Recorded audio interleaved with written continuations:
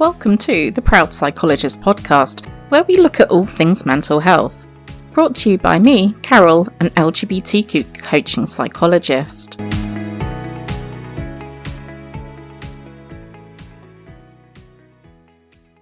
Welcome back to another episode of The Proud Psychologist. I'm here today with Alexis Gregory, who is a playwright and performer who tells a lot of queer stories in his art. And we're here to discuss his play Smoke, which is going on tour starting mid to late April, I believe. Yep, first performance is April the 21st in London at Omnibus. And hi, Carol. Hi, yes, thank you for joining me. See how quick I was to get in with the plug there. Well, we're absolutely here to, I think Smoke is a brilliant play and I think very needed. So Thanks. yes, absolutely plug away. This is, good opportunity for people to get to know about your tour of Smoke. Well, I'm also looking for the press release so that I can see the dates for when we talk about that later. So yes, because I have to have them all in front of me. But yeah, I'm pleased to be here and thanks for having me on, Carol. Welcome. Yeah. I have read the play script, and I was wondering what has been the most rewarding aspect of performing Smoke so far? It's a good question. I guess we are about a quarter of the way through the overall Smoke process because I actually wrote the play in 2022, sat on my doorstep. I did some work behind the scenes with the director, Campbell X. We spent about 3 days at a place called New Diorama Broadgate in the city and did some work around the script. And then we did a week at the King's Head, end of 2024, with like zero budget, just putting it together and doing the play. And then I spent about a year working behind the scenes, pairing up with the LGBT organisation You Are Loved. And I'm currently learning lines and about to go into the rehearsals in about a week and a half. So it's quite early, and it's certainly early in the process for the tour. Still a lot to come. But I guess one of the most rewarding aspects was having audiences understand what I was trying to say, because this isn't an easy play. It's challenging. It presents lots of ideas to a queer audience specifically, and wider, of course, but lots of ideas that sometimes we don't really like to think about or talk about, or things that sometimes show us in quite a challenging light. I don't think the play was for everyone. I'm sure some people it wasn't their kind of thing, but the response that I did get from the people who saw it really did mean a lot to me. People understood it, they related to it, or they said, I don't really know that world, but that was a really interesting insight into it. I've been making my own plays for about 14 years now, and some people said, oh, it's your best play, it's your best performance, and these are people who've seen everything I've done. So that's really rewarding, and the fact that people did go along on that ride with me and the character Alex. And I don't believe everything has to be watered down. I don't believe everything has to just be easily digestible. This is art, it's not fast food that's intended to pass through your system as quickly as possible and leave you feeling empty and hollow afterwards. I really hope people come and they feel something. Some interviews I've done, people have said, what do you want people to feel at the end of the play? And I said, I don't care as long as they feel. I see plays, theatre, art, and sometimes I come away and I don't really have any response to it. And that could be my personal taste, subjective, of course. But I really want this to feel like a sucker punch to the guts. It's hurting, but it's funny, it's wild, it's outrageous, it's a thriller, it's a comic thriller, it's an urban thriller, a queer thriller. Um, and I want to take people on a ride with it. So the audiences is one of the things that's been really rewarding, because that, as corny as it sounds, makes all the hard work worthwhile. And I've done about 2 other solo plays. This one, and I always an exchange, a conversation with the audience. I'm looking to the audience. You make eye contact with people when you can see them, and it's not too dark. But this one is a real conversation to the audience. My character doesn't really behave within normal social uh, criteria. He talks to people, and then at the point when I, as an actor, would normally turn and look somewhere else, Alex, my character, keeps looking at that person. It's not uniform where you say a line here and then you turn and it's a line there and a line there, and it's all fluid and moving. This completely plays by its own rules. So that's the short answer to your question, Carol. Yeah. That's me being self-editing. Well, I think I haven't been able to see Smoke yet. I will at some point. Good. But when I was reading the script, it really did take me on an emotional journey. That's good. Well, first of all, thank you for reading the script, because you did that when we had our first chat Yeah. on here about whether we were going to do the podcast together. So I appreciate you reading it, and that's great to hear that it took you on that journey. It will be better when you see it performed. Mm, So I'm really pleased that you felt that just from reading it. mm, And it's life. This character goes up and down on life's journey. People seem to like the character, which was never my intention. I just thought, just come out and do what he would do. mm. My character Alex does lots of very questionable things, but people felt for him, and I didn't have to go out and make the audience like me. I just was him, but people responded in a really interesting way. Yeah. I can see that. And yes, I really want to see it live because yeah, I can see how the um impact will be so much greater. Um I think so. Also, it's the classic thing about theatre where we're all in the space together, mm, and we stage this with no lighting design. The lights are full up on the stage, and the house lights are up. So it's like we're all in an exposed space, and I can't hide as a performer. Alex can't hide, and the audience are one with that. And I really do believe, and my director Campbell believes, that that does add to this experience of it's just happening in front of you. It's not theatrical. I don't have a place on stage where every time Alex talks about going to the Starbucks, he returns to that spot on the stage. I don't become all the different characters in the play. It should really feel like somebody's just talking for an hour. So we throw all of the conventional devices and perhaps aids and tricks as theatre makers that we normally use out the window. In fact, they're not even allowed in the space in the first place. There's nothing to throw out the window. Um, I did have 3 switches of lighting towards the end of the play, but I think we're getting rid of that for this version. We had a couple of sound effects of mobile phones ringing. I think we'll get rid of those too. So the play is very inspired by the Dogma film movement of the 90s as well, which only used the light that was available, whether that's natural light or a lamp that's in the room.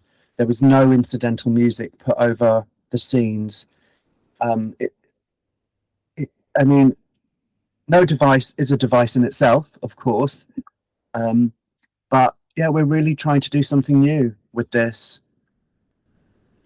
yeah, it sounds really exciting and Thank you.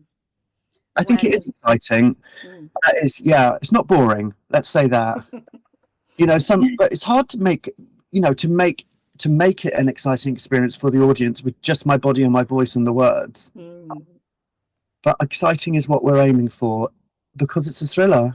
mm, yeah, yeah. And I'm curious what difference that is as a performer to be in a space where you know you are the device, as it were, to carry all of that. That sounds like quite a departure from other types of theatre. Yeah, I've done other quite simplistic theatre before. I did a show called Riot Act where I was just in the spotlight and I didn't move, and I purposely didn't move much at all in that play. I was stood on one spot for most of the play, but I had three different characters as I play the three different shows. It was theatrical. I had a head mic that you were always supposed to see. You weren't ever supposed to believe I was really those three different men I was playing. Um, and we played with the idea of storytelling and theatre and how my characters speak to the real me in the interviews, and then the audience becomes the real me. But as I say, all of that's um, been thrown aside for this one. And yeah, it is a challenge for me as an actor and as a writer to try and convey all of that to the audience. Mm. But Campbell, my director, is great. Campbell came on board before the play was written, and I told Campbell what I wanted to write about, and he immediately understood it and immediately understood that it was a story about what happens when someone from a marginalized community is pushed to the edge. I also say it's a story about what could happen to anybody who is pushed to the edge. We are living in even more challenging times than when I first wrote the play in 2022. I spent 18 months trying to fund this just to do a R&D, research and development workshop and test it out in front of a small audience, and we didn't get the money for it after spending 15 months going round in circles. And Campbell very correctly said, don't worry, this play will always be relevant. And it's become more relevant. Yeah. We're watching something that could be considered as a conspiracy theory, the Epstein files, for example, unfolding in real time. I just watched BBC Newsnight last night because Victoria Derbyshire is very keen to keep these stories in the front of people's minds because they're being brushed aside at the moment. We have a scene where my character Alex follows somebody he stalks into a shop, and he says this is probably a fake shop. Only last week there was reports on the news about certain sweet shops and vape shops that are essentially grooming the local young community and sexually abusing them. They're fake shops. And we all know it's stories about shops that are set up to launder money and aren't real shops. And all of these things are actually coming more and more to the forefront all the time. And Alex considers himself to be a renegade, a warrior, based him a little bit on Travis Bickle in Taxi Driver, who thinks that he's above everyone else on the streets and he's clearing the streets of all the scum, as he calls it. That's a little bit how Alex views himself. Do you know the film Taxi Driver? Yes, I do. Yes, and I can see that. Yeah. Oh, right. Okay, that's good. It's actually one of Campbell's favourite films, and I didn't know that. But there's also bits of like I May Destroy You, Michaela Coel in there. I'm a magpie. I think there's lots of different things from different places. Yeah. And I'm curious, what was it like to write from Alex's perspective when you do have that conspiracy theory thinking where, you are a bit removed from the sort of external reality? Yeah, what was it like to write from that perspective? Well, I was told a long time ago, and I really do believe this, that a lot of these theories have a tiny, tiny basis in reality, or one aspect of it might be based in reality, and that's what's appealing, and that's what hooks us in. And then everything else on top of that is quite outlandish. When I was first writing Alex, I realized very early on that he would do whatever he wanted to do. There was no stopping him. Alex will throw a wheelie bin through a glass window. He will turn up at somebody's place of work and harass them. He will harass a grieving mother. He doesn't care. I thought, wow, that's really exciting to write, actually, because there's nothing he wouldn't do. And as I was writing it, I was watching lots of real life Alex's lives, unfold in front of me. I have a lot of queer people on my social media. I was watching people, mostly gay men, but I did notice it with a couple of trans women posting about having implants put in their brains, about filming a glass of water and holding it up to the light and say, look at the fibers in this, they're trying to poison me, they know where I live. Filming the 3 carrier bags that were in the street outside their front door, saying, this proves everything, look at the way these 3 carrier bags are sitting on the pavement when they've just been left there. Saw lots of that. I saw which in the play, and I think in reality, as queer people who perhaps are within certain circles or have certain past histories, we make assumptions about that's a drug-related psychosis. Whether that's right or wrong remains to be seen. But what I explore in the play is the assumption that we make. I saw lots of posts about gay men dying. Again, there's often an assumption that it's drugs or suicide, or suicide is caused by the fallout of the drug misuse. And of course, that's often, well, I won't say often, of course, that may not be correct. Where people get ill and step out in front of a moving car, of course. But a lot of the time, it is about that. And a lot of the time, nobody really talks about it, but it's veiled. And the statistics that have come out recently, there's I think it's queer men are more than twice as likely to take their own lives than their straight counterparts. And with these latest ONS figures, they don't include trans people. It's purely on sexuality, as I'm sure you know, Carol. And so firstly, I think that they should be included, unless they're doing a separate study, which I doubt. And we know that those figures would be higher. Then you also look at things, and I spoke about this with Campbell.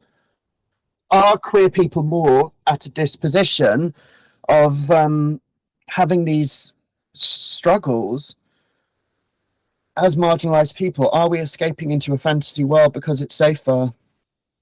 And also writing Alex, I just had to look around me. You asked me what it was like to write him.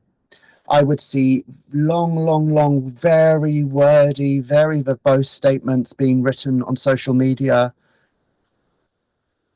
about hieroglyphics and viruses and shadowy pedophilic networks. And I was absorbing that and putting it into the play. And I also noticed that a lot of these, what appeared to be psychotic episodes, crossed over with classic conspiracy theory and also crossed over with classic right-wing MAGA-esque rhetoric. And I thought that was really interesting. I saw queer people supporting Trump, and I knew that they were having psychotic episodes. That's the real Trump derangement syndrome, as they call it. Yeah, it was really interesting.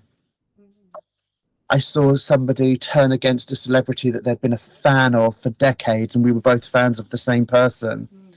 And this celebrity had somewhat been involved in some conspiracy theory, like all celebrities, especially in America, are now. And they were sending me messages telling me that I shouldn't worship this satanic figure.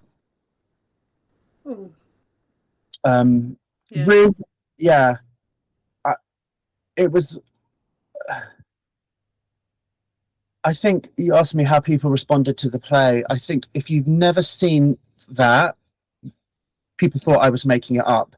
But if you've seen it, you know exactly what I'm talking about. Yeah, yes, absolutely. And, psychosis is so heavily stigmatized in our society that I think people sometimes don't quite know what to do when something like this happens. Absolutely. And in a way, it's understandable because it's very challenging. And Alex pushes every single person who's close to him in this play away. And I look at what happened to people I knew who the drink and the drugs got out of control and they lost all their friends of 25, 30 years Mm. because they were so badly behaved, or because they would turn up at their house being abusive, or because they were paranoid. And it looks at the fallout of the people around Alex as well, which again is not really discussed that much.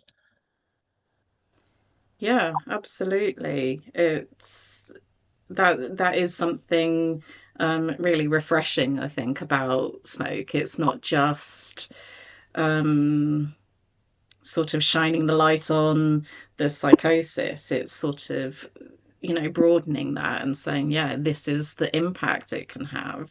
Mm. Um, Alex loses everything. mm, I've added in a line to the new script because we play with the idea of Alex being very similar to me. I'm aware that Alex and Alexis are two similar names. That's not an accident. mm, Um, and he's a writer as well. And I put a line in the new script where he just says something like, I write for this stupid website. Like, he's probably a really talented writer, but he's been reduced mm, because of what has happened to him. And he's writing for something he doesn't believe in.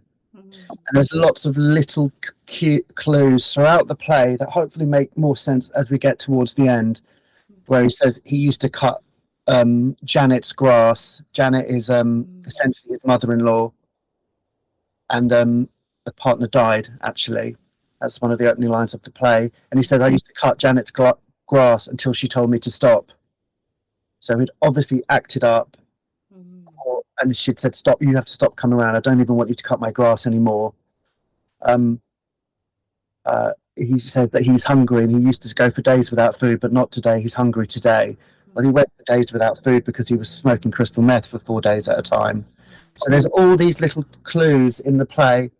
And sometimes when I watched or read those updates from people on social media, they would sometimes accidentally drop these little clues in. Mm, Sometimes they would reference drug abuse. And then I'd look at the post again and it had gone. Or they'd say, this is nothing to do with me smoking crystal meth anymore. Well, then you're saying that you probably have had a previous crystal meth psychosis. mm. And then that post would be removed because they'd realised they'd incriminated themselves.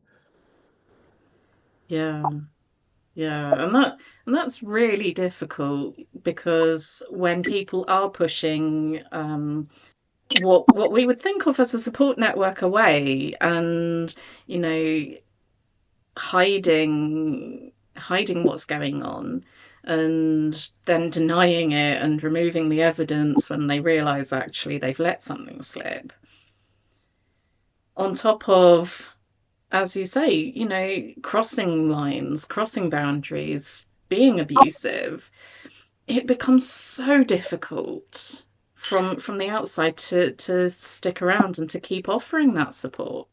Absolutely. And it's terrible for the person who is finding themselves more and more alone. Mm, If you are somebody, I've been around. It's not my first time at the rodeo, as the saying goes. So I have lots of queer friends who've gone into recovery. Once you reach a certain point, especially as a queer man, age-wise, it's if you're in the circles I'm in where we talk about these things, and I was in the club scene many years ago, and I'm an artist, and these conversations come up in those circles, it's not unusual to know people who are in recovery. So yeah, I understand that world. And what can often happen if, say, there's like a group of friends and somebody is dealing with an addiction and people try to help and it doesn't work because the addictions are so hard to beat, you find that if someone else in the friendship groups starts going down that route, and then somebody else, the others in the group step back because they've tried with the first person.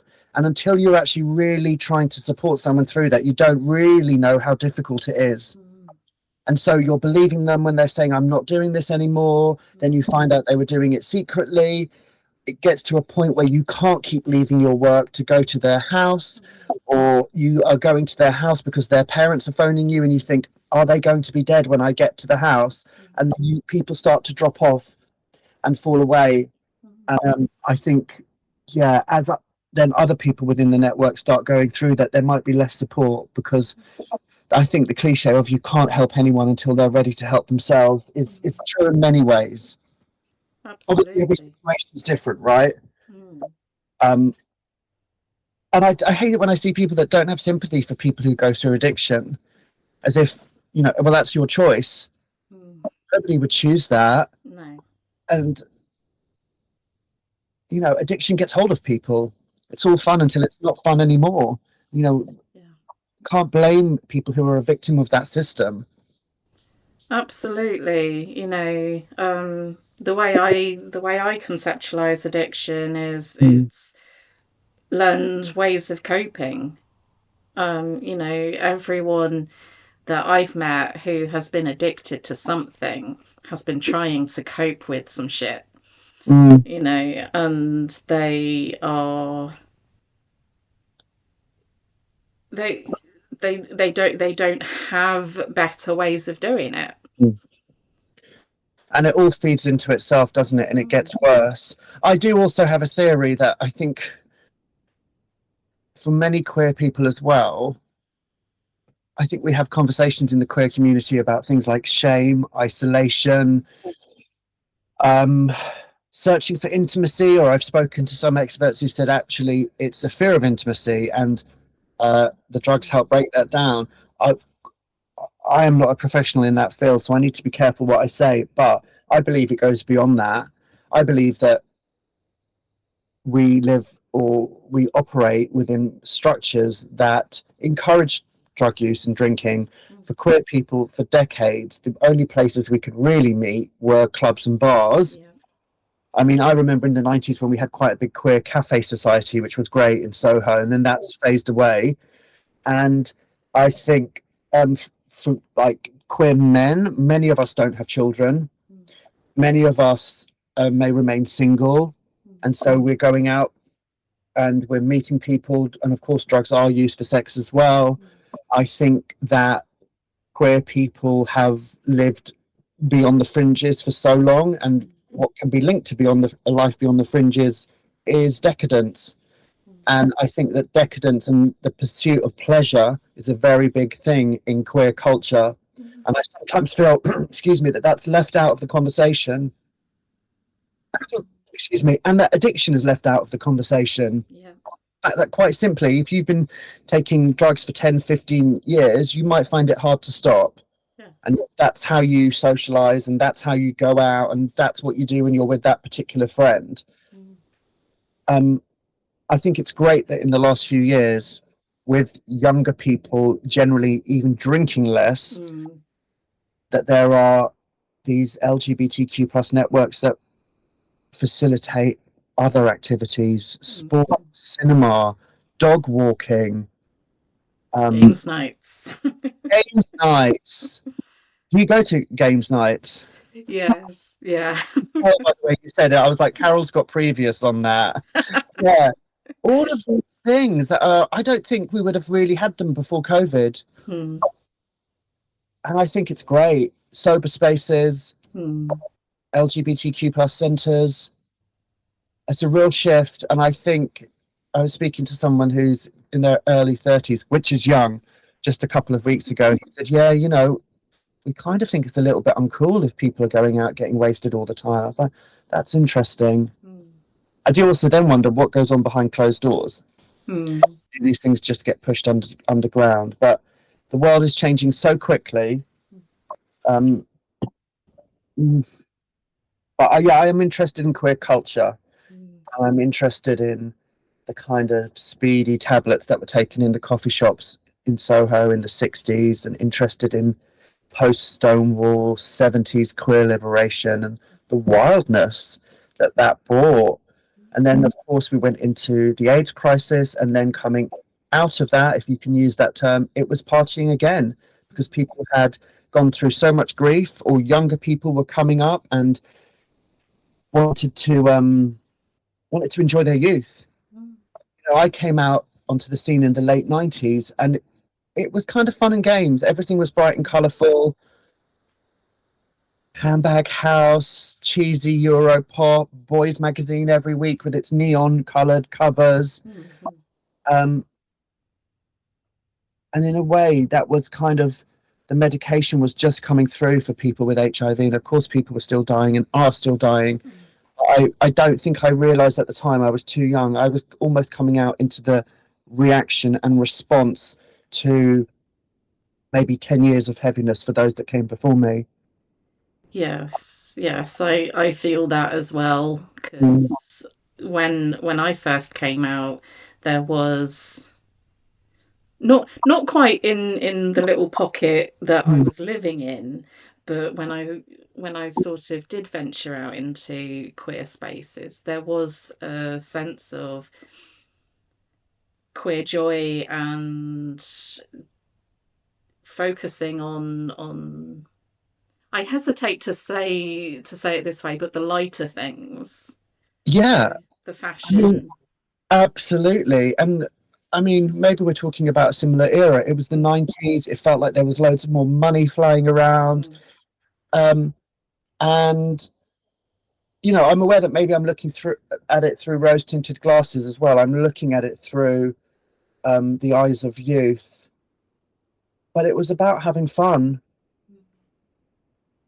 Um, yeah. yeah. And I suppose, you know, queer mental health, as you've already highlighted, there are some horrific statistics out there. Um, and I'm wondering what changes you would like to see to better support queer people. Hmm, that's a hard question.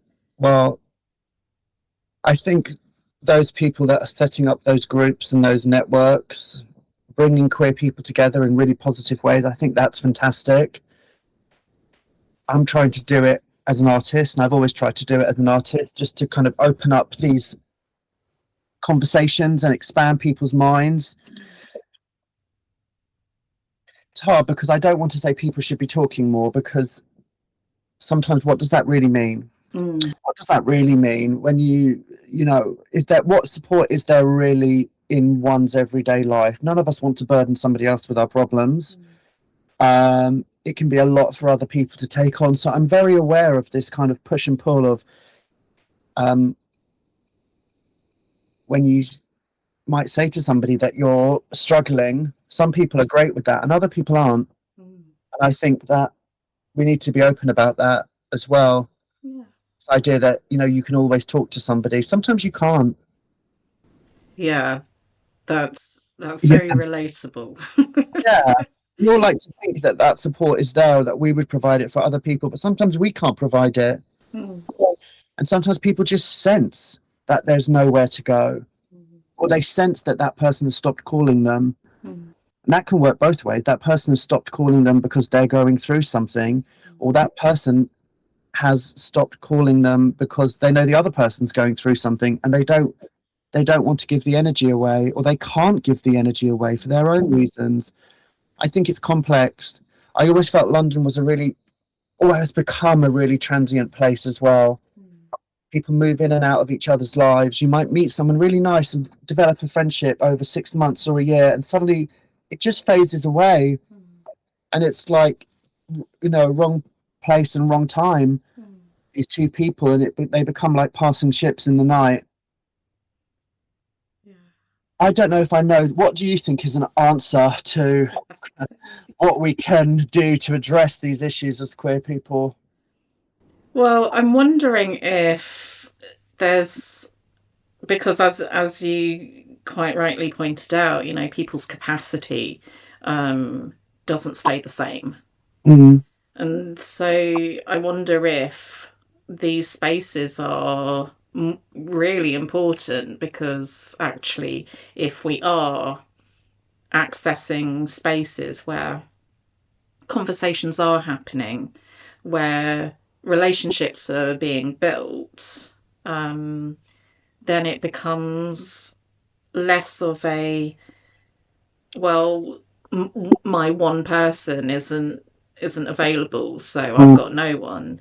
It can sort of become I can go to this space and see who's around, confident that there'll be someone there. mm. But I wonder if there's also a, a change needed in how we think about supporting each other, because sometimes I felt that actually the last thing I need is to talk about the nitty gritty details. And actually, what I do need is someone there who doesn't need me to perform okayness. Yeah, yeah. I was just thinking then, as you were saying that, I've gone to some community events when I've been dealing with some personal stuff, and I've been able to switch off actually. Mm, And actually, it's really fantastic. And I've some of these community events, there are people in their 20s, queer people, mm, there are people who are in their 80s as well. mm, I think that's really amazing. Events like Ducky, I've been to an exhibition about queer theatre history. mm. Such a wide age range of. It's unusual to get a wide age range of people in the room. Never mind a wide age range of queer people. It's Yes. unusual to have those spaces facilitated. And I mean, I've gone to see drag. I've gone to see David Hoyle, and it's taken me away from the day. Mm, mm. I try to do that in my work as well. Maybe I'm looking at it from a creative performance artist point of view, and that goes to the forefront of my mind. But yeah, like you say, sometimes going somewhere and not having to go there, but just being amongst people, and the arts are very rewarding for people who are taking part in them as audience members or participants. And maybe I'm not saying it's the answer for everyone, but being able to go into a space and having a different focus, Mhm. thinking about new things. Yeah. We can get stuck in our ways in our community as well. I love it when I speak to someone older in the community and they're completely liberal, completely, and you know, they were quite radical when they were young and they've stayed radical, and that doesn't always happen. Some people who are radical can become quite right wing and hateful in their later years, Yeah. as I'm sure we've all seen, especially in our community. It can happen. You know, you look at people who are trans exclusionary, some of them were quite pioneering in their youth, Yeah. Yeah. and they fought for freedoms and they fought for change, but they changed their mind when it came to other people or people who Mm, made it exactly the same as them. It's really disappointing. But then, yeah, I would look at certain people, people like Jonathan Blake, and I'm sure some people who are listening will know this, people like Stuart Feather. Oh, there's so many um, people who are really engaged in community. That's kind of how I want to be when I get older. And I know a lot of these people, they have younger friends mm, and they don't just surround themselves with people of the same age. mm. Yeah. Just listening to you speak, I was reminded of times where I've had a bad day and I've had like theatre tickets booked. And part of me was like, just stay home under a blanket, don't go and talk to anyone. And I dragged myself out, and it really was, like you said, a shift of focus that actually really helped lift the weight of the bad day. Mm. And you have to force yourself sometimes, and it's not always easy. No, no, it's really not. I mean, there was this specific event that Ducky did that was 4 hours long. And I remember, I don't think I realized it was that long. It could have even been 6 hours. And I remember thinking, oh my goodness, how will I get through that? But it was extraordinary. And it was primarily aimed at queer men, but there were women there as well and trans people. It was really inclusive. It was really just about community. And it was like a live magazine show. It was called Rat Park. And actually, I chose it for the Queer Review when they asked me to choose my 2025 queer cultural highlight. And it was 4 Saturdays in a row in a beautiful hall in Vauxhall. And just people coming together and talking about challenging issues, speakers, entertainment, David McCalmont singing, Neil Bartlett reading new work, a Shirley Bassey impersonator, a jacket potato through a hatch in the wall. I mean, what more does a queer need of a Saturday afternoon? And I went to 3 of the 4 events, and they were extraordinary, truly uplifting, but provocative and pushing you out of your um, comfort zone. Mm, You know, Scotty led a mini meditation mm, each time. It was truly extraordinary and really inspiring to me as an artist and as a community member, just to look at what can be created. And I went. I was alone. I think the first time I went, and there was people I knew, people I made friends. That people were talking to each other. All the usual barriers that may exist had been broken down. It was really mm. extraordinary. I was gutted not to be able to make all four, but I did three, and I hope they bring it back. Yeah, it sounds like a brilliant I was going to say weekend, but when it's stretched over four. But yes, a brilliant event. Yeah, and you really went on a journey. It ended with a kind of ritualistic fire outside in the garden, and everyone went outside. There was art happening. That everything you could get involved in, or you didn't have to get involved in. It was extraordinary, and I think it must have taken a lot of work to create something like that. There was Yes. cabaret. There was like radical performance art Mm, and diverse, all different opinions. mm. It was really fantastic. Awesome. Well, thank you so much. It's been a pleasure. Um, Likewise, thank you for having me, Carol. yeah.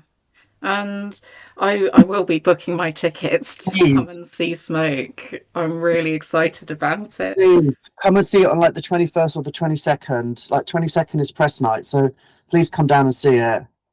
Awesome, I will. Say hello afterwards if you can. Yeah, yeah, absolutely.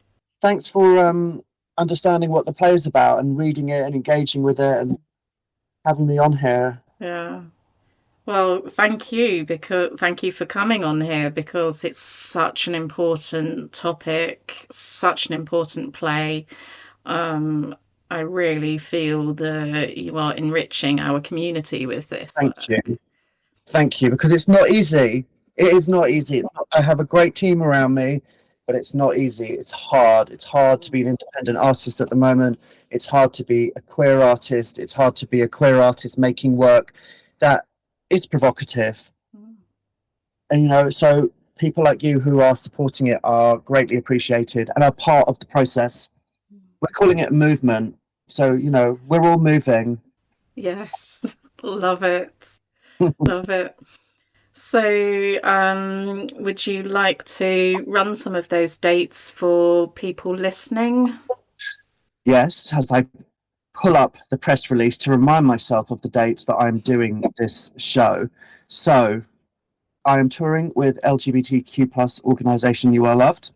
Each evening, or if you're coming to see a matinee, you get the 60-minute play. There's a short break, and then there is a 45-minute panel unpacking, discussing, and building upon all the themes that the audience have seen in Smoke, because a lot of those themes cross over with You Are Love's work. At different curated panels, post each performance, so you never see the same person twice. Unfortunately, it's too late, or I would have flagged you to You Are Loved and you would have been invited on, I'm sure, Carol, as a panel guest. So maybe next time. But we're at, yeah, they would have loved you. So we're at the Omnibus Theatre in London from the 21st to the 25th of April. Just go to the Omnibus Theatre website. That includes the Saturday matinee as well. Then we're in Hastings, Brighton. We're at the White Rock in Hastings, paired up with Giddy Up, who are a fantastic local queer performance network. We're at Ironworks in Brighton. We go to Norwich Theatre Royal. We go to the Wardrobe Theatre with Bristol Pride. We go to Arc in Margate. We go to the Lowry in Salford, Greater Manchester. Hull Truck in Hull. The Lighthouse in Poole, and we're at Nottingham Playhouse as well. So we tour between April and June, essentially. Awesome. And yes, I really hope that anyone listening who has, had their interest piqued, gets over to one of these websites and books a ticket. Please do. Everyone's welcome. Thanks for having me. Please come and see the play. I definitely will. Thank you for listening to this episode of The Proud Psychologist. Alexis and I really hope that you enjoyed it. And until next time, take it easy.